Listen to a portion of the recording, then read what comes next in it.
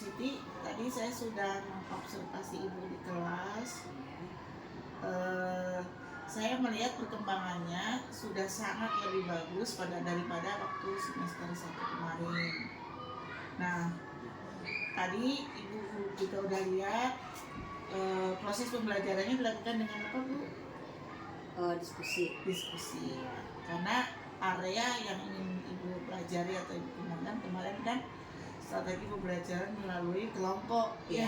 Nah, itu sudah tepat bahwa proses pembelajarannya dilakukan dengan cara diskusi. Lalu bagaimana penerapan pembelajaran diferensiasinya, Bu? Apakah sudah dilaksanakan? Sudah, itu dengan cara mengelompokkan peserta didik dengan adanya pengelompokan berdasarkan analisis karakter dalam belajar siswa. Coba Ibu terangkan secara singkat analisis karakter yang Ibu maksud itu seperti apa? Analisis karakter yang saya sebutkan di sini sebentar saya buka. Itu saya berdasarkan pembelajaran dalam 1 pekan itu sebelum observasi, saya melihat sifat-sifat anak-anak, ada yang cerdas, ada yang aktif, ada yang cerdas tapi kurang teliti, ada yang pendiam gitu, ada yang kurang fokus di dalam pembelajaran. Itu saya observasi selama 1 pekan. Kemudian dalam kemampuan matematika itu dari hasil asesmen. Jadi saya dalam 1 pekan itu saya memberikan penilaian-penilaian, terus saya analisis, saya nilai gitu hasilnya. Ternyata hasilnya ada 6 orang yang mendapat 100. Nah, itu yang mendapat 6 orang yang dapat 100 itu saya jadikan leader. Saya anggap karena memang ternyata berbanding lurus dengan karakteristik itu yang itu. Oke. Berarti tujuan dari menciptakan leader tadi untuk apa? Untuk bisa membantu teman-temannya yang kurang. Jadi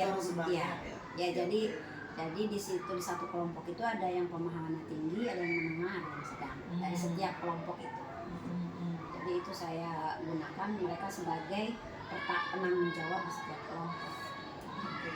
Itu kayaknya selaras deh, Bu, dengan kebiasaan yang bermasyarakat ya. Jadi belajar untuk membantu dan menerima dan memberi, prinsipnya seperti itu. Lalu tadi dalam penerapan strateginya, Ibu menggunakan pendekatannya Standar. pendekatan ininya, model pembelajaran PBL, problem based learning ya. Ya, bagaimana tadi keaktifannya? Apakah anak-anak sudah berkolaborasi dengan baik menurut Ibu? Iya, alhamdulillah kalau untuk kolaborasi lebih baik dari hari-hari sebelumnya. Mudah-mudahan kedepannya makin baik, meskipun di akhir pembelajaran mereka karena mereka menyatakan pusing, mungkin karena adaptasi lagi tidak dengan teman yang seperti biasa gitu. Jadi karena ada pertanggungjawaban dari setiap orang untuk supaya si temannya sampai harus bisa. Oke, bagus ya. Tapi selalu bilang lebih asik dari biasanya. Berarti anak-anak sudah memiliki motivasi pembelajaran yang sesuai dengan kebutuhan mereka ya. Lalu dari pembelajaran tadi saya lihat sih sudah meningkat Ibu, komunikasi antara siswa dengan siswanya, antara siswa dan guru, dan itu alhamdulillah sudah lebih bagus daripada observasi sebelumnya. Kolaborasi pun sudah terlihat, keaktifan sudah bagus. Cuman ada beberapa yang mungkin dari yang Ibu rasakan ya. Apa yang dirasa menjadi ganjalan nih? Apa nih? Mungkin bisa kita diskusikan di sini. Kalau yang saya mengatur waktu ya, Bu. Mengatur waktu karena mungkin jadi kalau yang pintar itu cepat mengerjakannya, sementara saya memberikan tanggung jawab kepada mereka sampai siang. Yang lemah itu, yang paling kurang itu harus bisa. Itu yang tadi itu pun yang disampaikan oleh ketika akhir pembelajaran gitu. Refleksi bareng anak ya. Iya, itu yang disampaikan. Senang tapi aku capek ngurusin teman. Iya, jadi ada bahasa itu hampir hanya ada 2 kelompok yang sudah open. Jadi mereka fine aja gitu, mereka suka banget di kelompok. Oke. Yang 4 kelompok. Kira-kira bagaimana berikutnya untuk mengelola waktunya? Saya akan coba memberikan waktu lagi diberikan lagi tindakan dengan cara sedapatnya saja gitu. Sedapatnya, seselesainya, tapi saya mengukur waktu ketika di RPP saya 20 menit, saya 20 menit. Seselesainya Selesai gitu. selesai 10-20 menit ya. Kalau tadi lebih waktunya. Jadi nanti kalau yang udah selesai duluan mau diapakan? Dinilai juga, sama dinilai semuanya, berarti yang tidak selesai dinilai seadanya. Ya berarti kalau yang selesai untuk berikutnya tindak lanjutnya apa? Yang udah selesai akan diberi lagi, apa? Soal-soal berarti sambil pengayaan. menunggu, ya pengayaan. Oke. Kalau yang nggak selesai tadi?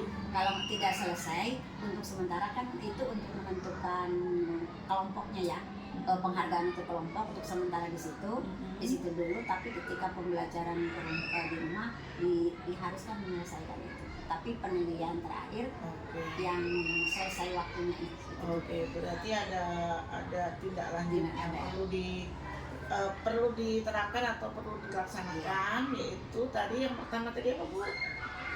Yang udah selesai, yang sudah selesai diberikan pengayaan, yang belum selesai diberikan perbaikan, tapi tidak saat itu.